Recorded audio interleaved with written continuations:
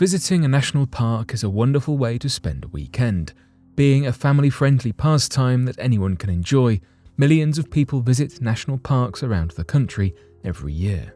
Most people leave the park and recommend the trip to their friends, but some never get the chance. While national parks are inviting people of all ages to enjoy a haven of nature, they can also be a deadly labyrinth. These parks can easily cover millions of miles of untamed woods, becoming a seemingly endless maze in which you may never find your way out. This is a 1 in a billion chance, of course, but that still leaves some who will fall victim. So today, here at Unexplained Mysteries, we'll be taking a look at unlucky people who walked into the park and seemed to vanish into thin air, never to be found again.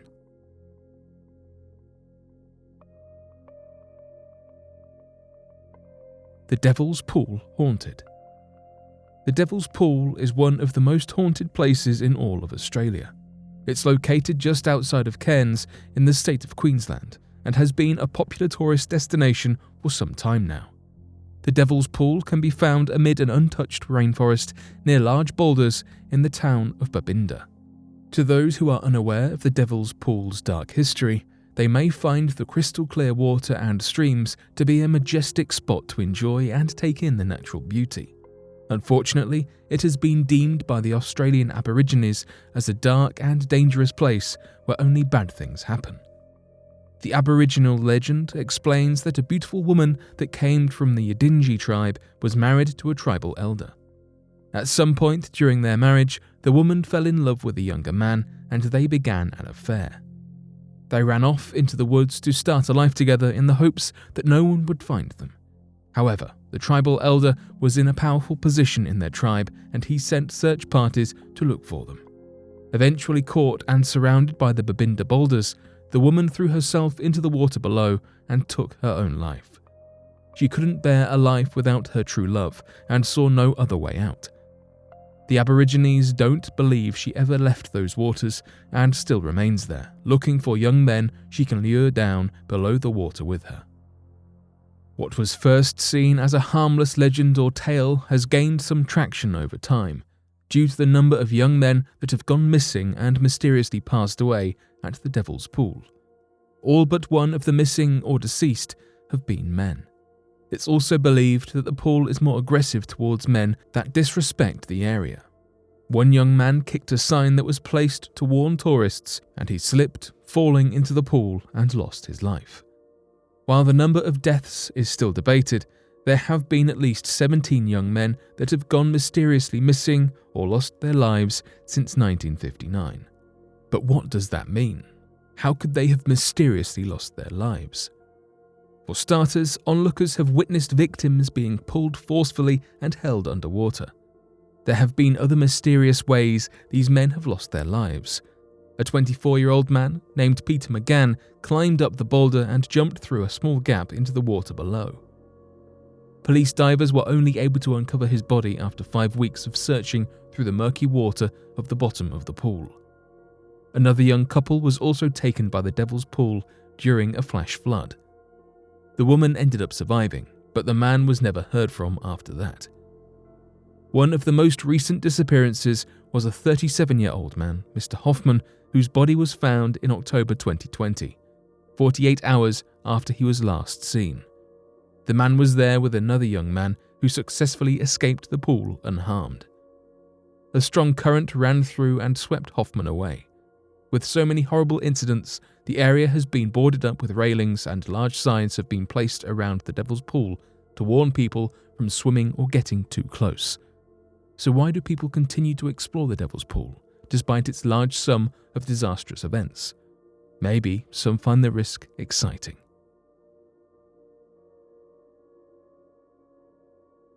The unexplained disappearance of Kenny Veach.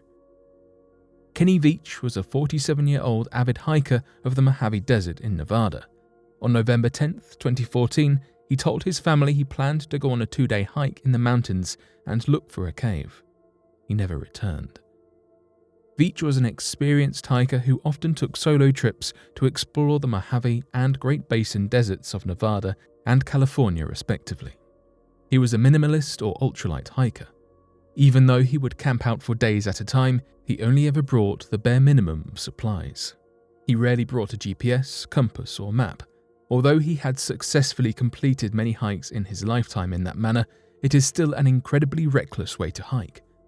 Veach had a YouTube channel under the name Snakebit McGee, where he had uploaded a few videos but mostly used it to watch and comment on others. His channel name came from his tendency to pick up snakes whenever he found them. He was bitten by a rattlesnake, which is where his tag name came from. On June 2014, he commented on a video titled "Son of an Area 51 Technician." In his comment, he stated that he had found an M-shaped cave about 7 miles out from Nellis Air Force Base in the Sheep Mountains, which are north of Las Vegas, Nevada. He explained that he was an experienced hiker who regularly found abandoned mine shafts and explored them, picked up rattlesnakes for fun, solo hiked across mountains others would fear to go, and even came close to Area 51. Despite all this, he never went into the M cave. He claimed that as he began to enter the hidden cave, his entire body began to vibrate. The further in he went, the worse the shaking became. He suddenly grew very scared and quickly ran out of the cave and hiked back to his car. His comment sparked an interest with others who encouraged Veach to go out and discover the cave again, this time filming the entire hike. He agreed and left to find it a second time, carrying along with him a video camera and a 9mm handgun. He posted a video of his hike, but unfortunately was unable to find the mystery cave. The viewers criticized him and provoked him to go out a third time. On November 10th, 2014, he left for an overnight trip, but never came back. After 2 days and no return, his family contacted authorities who conducted a search. In the beginning of the video he had previously posted, he stood by an abandoned mine shaft while narrating his mission details. It was at that mine shaft that Search and Rescue found his cell phone, 10 days after the search began. Over 30 search and rescue volunteers conducted 3 separate searches and a helicopter flyover to no avail. The trail went cold after that. Many conspiracy theories cropped up. Did he fall down the mine shaft? Or had he stumbled upon a hidden entrance to Area 51 and discovered a dangerous military secret? Was he just a reckless hiker who injured himself, or did he reach the M cave and find something ominous inside? A woman claiming to be his girlfriend later posted a comment on his last video that stated she did not believe he had had an accident. She explained that he had been suffering from depression for some time and had quit his job the year prior, so she argued that he had most likely taken his own life. So far, no conclusion has yet to be drawn about Kenny Veach's mysterious disappearance. What do you think the truth is?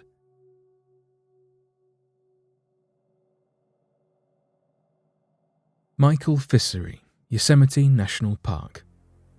51-year-old Michael Allen Fissery, avid hiker, sadly took his last hike on June 15, 2005 in the Hetch Hetchy Reservoir in Yosemite National Park. He had planned the solo journey to cover Rancheria Falls, Till Mountain, and Lake Vernon. Fissery was last seen heading up towards the mountain on the Pacific Crest Trail. His family became concerned when he did not arrive back home on June 19th. This date marked 4 days since Fissery embarked on the hike, and also the day his wilderness permit expired. 2 days later, on June 21st, his family phoned the Park Service and the search had begun. The search consisted of professionals from 5 counties and included aerial searches and rescue dogs. The only thing ever uncovered by the search was a backpack found near Till Mountain, with a topographical map, camera, and bottle of water. Fissery is still missing to this day and as of 2018 remained on the National Park Service's cold cases list. On April 5th, 2012, 7 years after Fissery's disappearance, a comment was displayed in the National Parks Traveller. The author claimed to be Michael's brother, who warns readers about precautions his brother seemed to be missing on his journey. The comment reads, "Michael Fissery, the hiker mentioned above who disappeared in Yosemite in 2005, was my brother. While Michael was never reliant upon technology, I firmly believe he was not adequately prepared for his hike in terms of the equipment he did carry. He apparently deviated from his planned route, which made the search much more difficult. I strongly recommend all hikers to consult any variety of pack lists found on the internet, focusing on the 10 essentials. Please make sure to leave a planned itinerary with at least one person and stick to it. Please, if only for the sake of those who are waiting for you at home, do not attempt even a day hike without being adequately prepared. While Fishery's lack of supplies remains a plausible contributor to circumstances of his loss of life, the lack of evidence is odd. The Park Service spent $452,000 on running a comprehensive search, only to end with only one clue.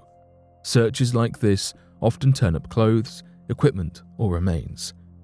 It is also strange that a backpacker with more than 30 years of wilderness experience would leave behind a backpack. So far, no one has been able to offer sufficient motivation for why Fishery would have abandoned supplies in the first place.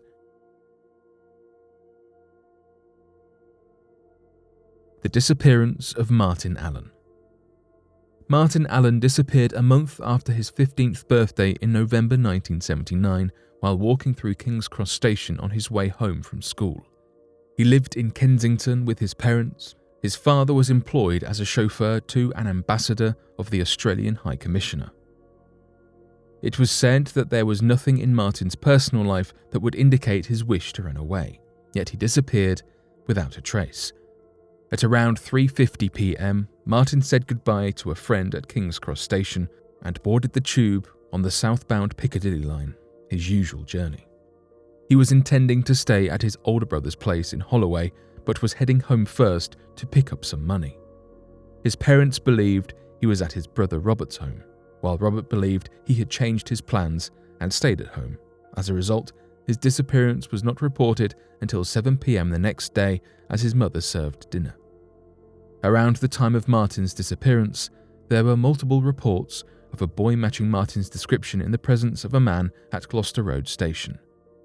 One witness said the boy had been thrown against a wall, another saw him heading down a lift, and another that saw a young boy and a man fitting the same description boarding a train to Rayners Lane, and the boy did not want to leave the train when it arrived at Earl's Court.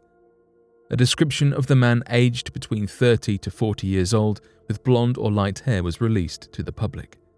Despite numerous witnesses, all leads led nowhere. There have since been rumours Martin was abducted, but one of the main witnesses was found to be a fantasist. No new leads have come to light of Martin Allen's disappearance, and it still remains a mystery. Ruth Ann Ruppert, Yosemite National Park. Ruth Ann Ruppert is another case of hike turned into tragedy. She was last seen on August 14, 2000, in the Curry Village area of Yosemite National Park at noon.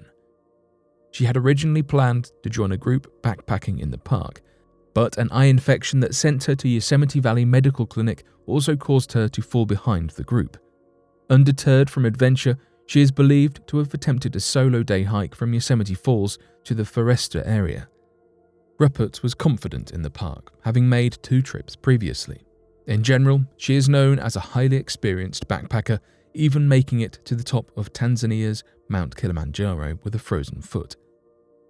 The hike she originally planned to do before the group moved on without her was a 30-mile trip in the backcountry that takes 7 days.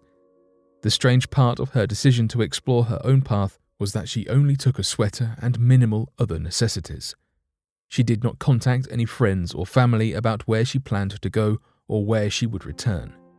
Evidence relating to her disappearance was not found until 2008, 8 years later, when her backpack was uncovered in the Fireplace Creek drainage. This location is along her presumed hiking route, but nothing else has ever been found. Her family has made statements to suggest that Ruppert does not match the profile of a runaway and that they suspect foul play. To this day, no one is quite sure where Ruppert is, if she is alive, why she took on a new route, and why she did not take proper supplies. Clearly, national parks are not always the spirited paradises they're told to be. It seems some spots are more dangerous than others. Yosemite, which features in 2 of these cases, accounts for about a quarter of the money the National Park Service spent on search and rescue. Hopefully, these stories don't discourage you from adventure, but remind you to always be prepared.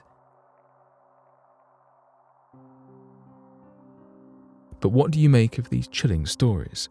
Be sure to let us know your thoughts in the comment section below and help us by growing this community while working to solve these unexplained mysteries. Thank you for watching, and don't forget to subscribe for more videos.